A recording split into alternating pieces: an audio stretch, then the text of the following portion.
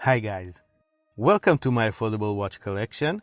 My name is Aviv, and today we're going to take a look at an American Microbrand watch, paying tribute to the men who fought for the Allied forces in one of the bloodiest battles of the 20th century, the D-Day invasion of Normandy during World War II, the Sangamon Omaha Beach.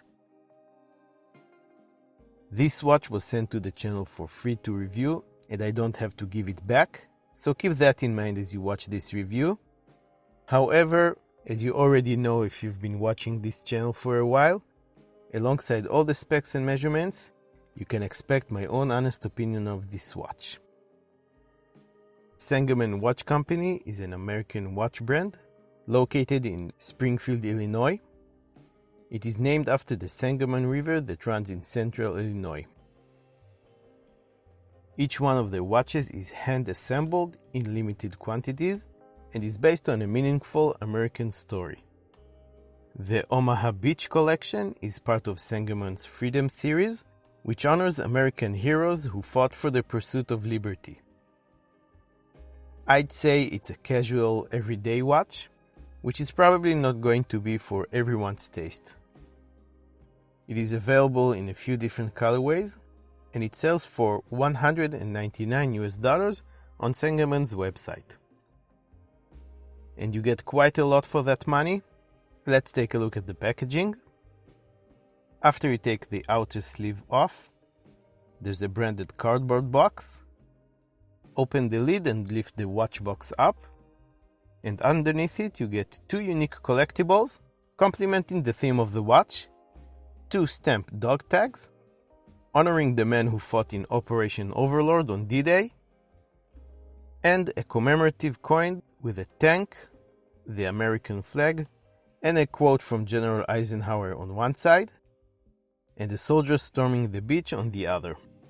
I think it is very cool that they added these to the package, as it adds to the overall experience you get with this watch. The watch box itself is branded as well, and has a rubberized texture on the outside, and light-colored padding on the inside. We have a branded microfiber cleaning cloth, a thick metal 2 years international warranty card, a Sangamon members card, a detailed story card presenting the story of D-Day and the attack on Omaha Beach, and of course, the watch itself sitting on a white cushion. Overall, a very nice presentation for the price. You get a lot of added value to your timepiece. In the box it all came in, Sangamon added some extra goodies for me to show you guys. They put in a leaflet introducing the brand, a few cards presenting their different collections, and the discount code you can use, an extra light-colored leather strap, a nice branded sign-in pen, and this navy blue t-shirt that you can find on their website as well. It has USA printed on the front side, with Sangamon's S logo and the American flag, and the running World War II soldier on the back. How cool is that to own this in addition to the watch? This is by no means a small watch. Let's get the measurements and you'll see what I mean. The width of the case is 43 mm. Its thickness is 12 mm, including the slightly protruding domed sapphire crystal. The distance between the lugs is 22 mm. Lug tip to lug tip is a substantial 53 mm. And on the supplied leather strap, the watch weighs 85 grams. The stated water resistance here is 50 meters. The color of the dial on this variant is a rich ocean blue. There's a white printed railroad minute track around the outer edge of the dial, as you would find on watches from the Second World War era. The indices are all applied and highly polished. 1 to 11 large and bold Arabic numerals mark the hours, and the slightly larger Sangamon logo marks the 12 o'clock position. Sangamon Freedom is printed in white under the logo. On the 6 o'clock position we have a countersunk small seconds dial. It has a sort of a train track divided into 6 parts, with printed numbers every 10 seconds. It is a textured subdial with circular grooves, and the big white star is also printed on its center. The overall layout of the dial reminds me a lot of a trench watch, which was actually more common during World War I. The hour, minute, and seconds hands are all sword-shaped. They are highly polished and have not loomed, but rather painted sections on their centers. In fact, there's no loom anywhere on this watch, which I think is a bit of a weird decision on Sangamon's part. The watch sports a double-domed sapphire crystal that gives some nice visual distortion to the dial. It has an anti-reflective coating applied to it, but you will still get plenty of blue-tinted reflections off of it. The case is made of 316L stainless steel and features a mostly brushed finish, radial brushing on the tops of the lugs, and vertical brushing on the sides of the case. There is some polishing on the chamfered edges, and overall, the quality of the different finishings and the transitions between them is done very well. The lugs curve down, and that's very important on a watch with a long lug-to-lug distance like this one.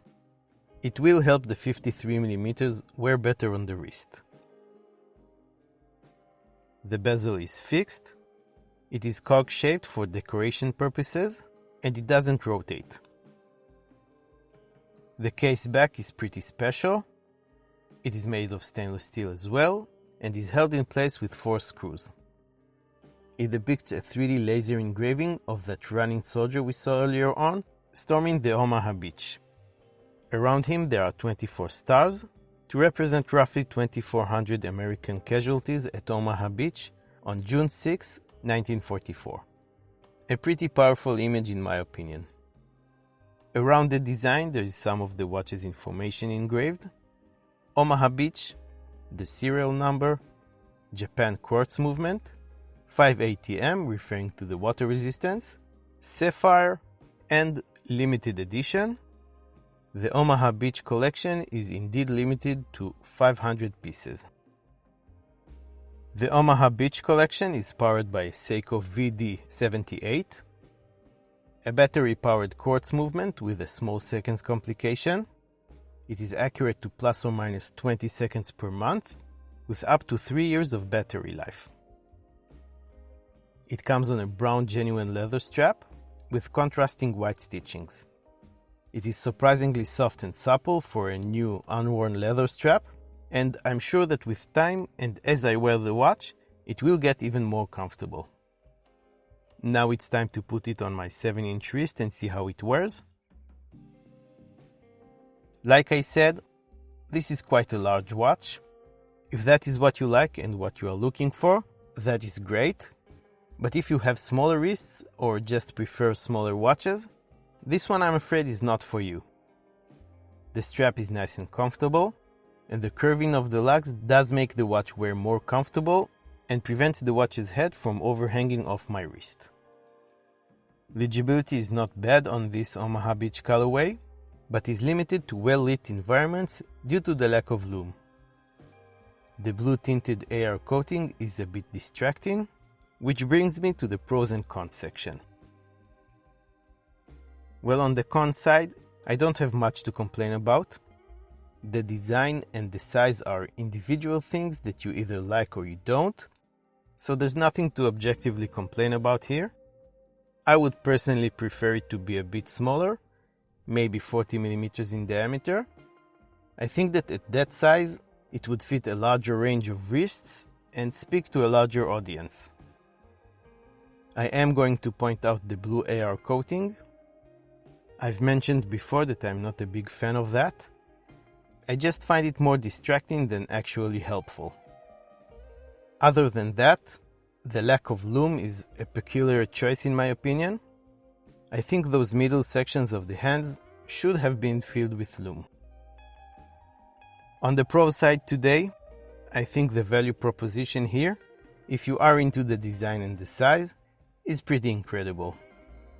Yes, it's a $200 quartz watch, but I think that what you get for those $200 makes it well worth it. A lot of thought and attention to details has been put into the experience of owning this watch. From the packaging and what you get in the box, the extra items that tie the whole concept together, all the way to the materials and the finish quality of the watch itself. You get a very well finished stainless steel case, a double-domed sapphire crystal, and a very nice leather strap. When it comes to the fit and finish, I think the Omaha Beach actually punches well above its price point.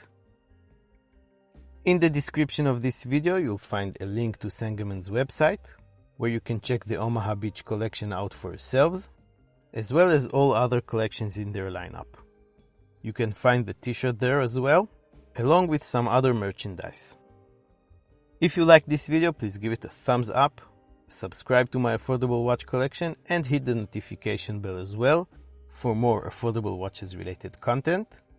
You can also follow me on Instagram and get to know me and my collection a little bit better, get all the news about the channel, and connect with me on a more personal level.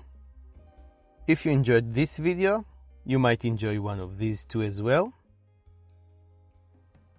I want to thank Sangamon Watch Company for sending this watch in for review, and thank you all very much for watching, and I will see you next time.